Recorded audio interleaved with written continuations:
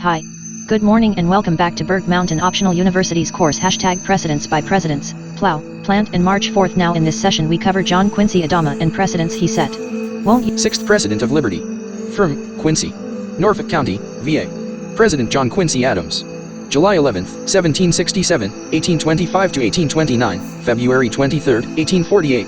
John Quincy Adams was 8 years old when America declared its independence from Great Britain, where a transformation of the nation was so set by his precedents. He was the sixth President of the United States from March 4, 1825, to 1829. At a time when the still new nation was crawling in infancy, the reinforcement of administrative government came in the form of the eldest son of the second past President John Adams. From Braintree, Massachusetts, accompanying his father who from the American Revolution's later days to a few years afterward was a senior European diplomat, Adams the younger studied in the Netherlands and France. As a result of proving multilingual, fluent in conversational Dutch and French and having been by his father appointed as America's Prussian ambassador, Adams strengthened relations between Germans and Americans. From a federalist like his father, Adams the younger would first convert to a Democratic Republican to be elected president and later affiliated with the Whig Party. As ambassador to Russia and foreign diplomat throughout Madison's presidency, the end of the War of 1812 was negotiated by his American delegation. Elected to the American Philosophical Society in 1819, Adams would also negotiate the Adams-Onis Treaty of 1819 and assisted in formulating the Monroe Doctrine of 1823. John Quincy Adams, being a product of the American Revolution, set precedents as the first presidential legacy, a multilingual literary genius and affiliated with 4 national political parties. John Quincy Adams, being a product of the American Revolution, set precedents as the first presidential legacy. Like recipes passed down from grandmothers to mothers of apple pies, apples don't fall far from trees, and neither would Quincy from brain trees. As apparently philology drew Abigail born Smith to the elder Adams, religiously Marys would marry Josephs prior to the Revolutionary War, but more politically orientated toward the state Williams would marries afterwards.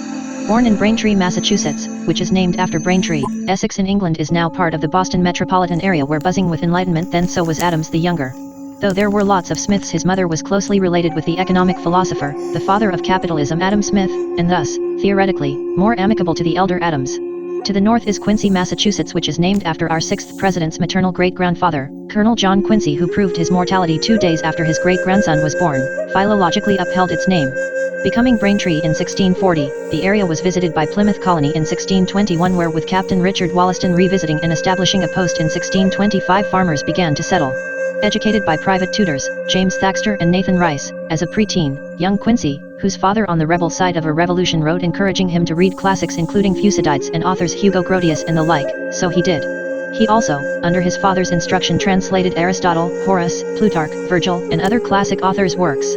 From 1778, young Adams would travel abroad with his father who, from a soldier to a diplomat, the elder transformed and the younger absorbed what an international experience had to offer.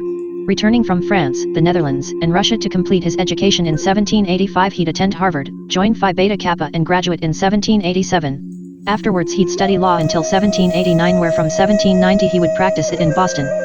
John Quincy Adams, being a product of the American Revolution, set precedents as a multilingual literary genius. A Unitarian, philologically, surrounded by ethical support from his religious community, it must have been difficult with all he had read to escape John 1:1, where, in the beginning was the Word, and the Word was with God, and the Word was God. A man of letters, Adams probably couldn't look over, having learned French, that they pronounce je suis, I am, just as we would Jesus and God, not one but two, where with the logos preceding the written word phonics becomes primary. Maria and Mary simply fall into the rhythm of socio-economic in the Spanish and English languages respectively. From 1779 his obsession as a diarist reinforced the unitarily Aryan position in which philology bound him, as Christophers are to Christians and Alis are to Islam. He'd capture the whole of the American experience from one point of view, his own. Socio-jurisdictional boundaries pull those who understand one language or another, like gravity, to communal cores. Sure, America is a body of many multilingual communities, but being a language of commerce, if French persuasion were more readily available, we may not have had to conduct the American experiment. A series of essays by Adams under his pseudonym were published in 1791 concerning a Unitarian perceived advantage that the English governmental model had over France's. Another series 2 years later was aimed at Edward Charles Garrett, whose insistence of America abandoning its neutral stance in its French Revolutionary Wars were attempt to coerce more so than persuade.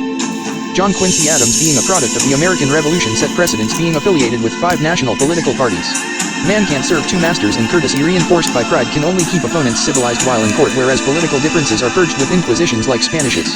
Indistinguishable on the outside from other Christians, Unitarians like Adams didn't believe in the Trinity C and V, 5 previous presidents' precedents, and I, himself.